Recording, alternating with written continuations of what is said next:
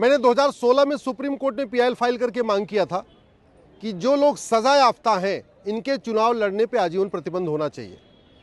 उसी मामले पे आज सुप्रीम कोर्ट में सुनवाई हुई है और हमने इसमें रिप्रेजेंटेशन ऑफ पीपल एक्ट का जो सेक्शन 8 है और सेक्शन 9 उसको चैलेंज किया हुआ है। इस कानून के सेक्शन 8 और 9 के अनुसार जिसको 2 साल तक की सजा होगी उसके चुनाव लड़ने पे तो कोई रोक ही नहीं है। वहीं दूसरी तरफ किसी को 2 दिन की सजा हो जाए तो वो सरकारी नौकरी के लिए अयोग्य हो जाता है। अगर किसी को 2 दिन की सजा हो जाए तो वो आदमी चपरासी नहीं बन सकता, क्लर्क नहीं बन सकता, होमगार्ड नहीं बन सकता, सिपाही नहीं बन सकता। लेकिन 2 साल तक की सजा होने पे भी सांसदों विधायकों के चुनाव लड़ने पे कोई रोक नहीं है। अगर 2 साल से ज़्यादा की सजा हो तब जाके चुनाव लड़ने पे मात्र 6 साल का प्रतिबंध है।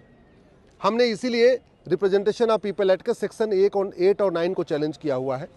आज माननीय सुप्रीम कोर्ट ने भी इस पर गंभीर चिंता जाहिर किया और सरकार से पूछा कि अगर एक सजा याफ्ता व्यक्ति सरकारी कर्मचारी नहीं बन सकता, एक सजा याफ्ता व्यक्ति क्लर्क नहीं बन सकता, एक सजा याफ्ता व्यक्ति चपरासी नहीं बन सकता, फिर वो सजा याफ्ता सांसद और विधायक का चुनाव कैसे लड़ सकता है और सांसद विधायक कैसे बन सकता है।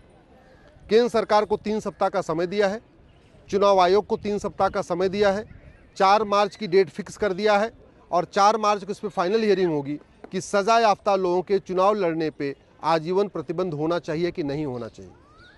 हमने एक और भी पीआईएल फाइल किया है जिसमें मांग किया है कि सजा याफ्ता लोगों के पार्टी बनाने और पार्टी पदाधिकारी बनने पर भी आजीवन प्रतिबंध होना चाहिए।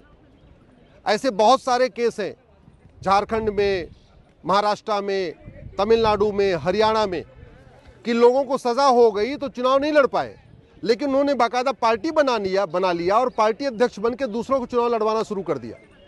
उस पीआईएल मैंने ये मांग किया है कि सजा याफ्ता लोगों के पार्टी बनाने और पार्टी पदाधिकारी बनने पे आजीवन प्रतिबंध होना चाहिए।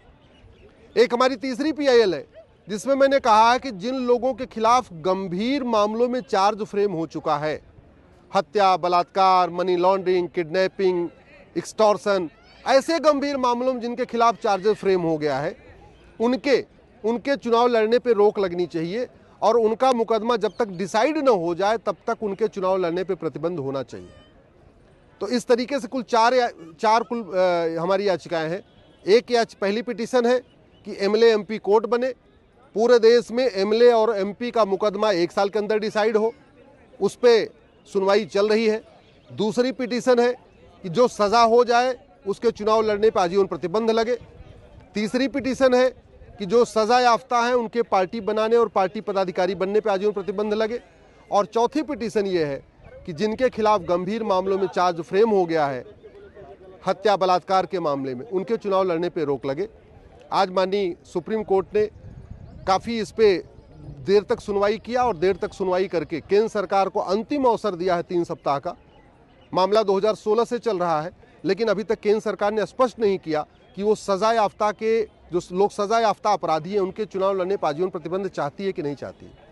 ऐसे इलेक्शन कमीशन ने भी अभी तक स्पष्ट नहीं किया, मामला 2016 से चल रहा है, कि जो सजा याफ्ता है उनके चुनाव लड़ने पर आजीवन प्रतिबंध होना चाहिए कि नहीं होना चाहिए। अब 4 मार्च को फाइनल हियरिंग होगी। मुझे पूरा विश्वास है कि सुप्रीम कोर्ट कम से कम इस पर एक डिसीजन लेगा और सेक्शन 8 और सेक्शन 9 जो रिप्रेजेंटेशन ऑफ पीपल एक्ट है, इसमें जहां 6 साल का प्रतिबंध है उसको खत्म करके उसको आजीवन प्रतिबंध बनाएगा और आने वाले टाइम में सजा याफ्ता लोगों के पार्टी बनाने, चुनाव लड़ने, पार्टी बनाने, पार्टी पदाधिकारी बनने पर आजीवन प्रतिबंध होगा, ऐसे हमें पूरा विश्वास है।